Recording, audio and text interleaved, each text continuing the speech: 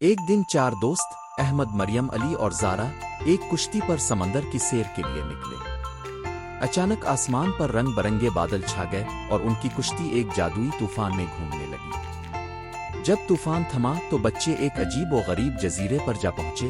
पूरा जजीरा चॉकलेट, टॉफियों, गुम्स और आइसक्रीम से बना था। बच्चों ने खुश होकर खाना शुरू कर दिया।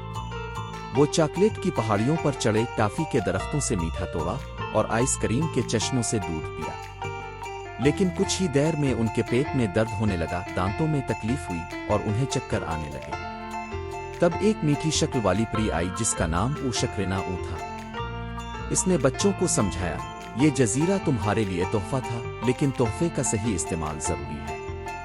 हर चीज अगर हद से ज्यादा खाई जाए तो नुकसान दे सकती है, चाहे वो कितनी ही मजेदार क्यों ना हो।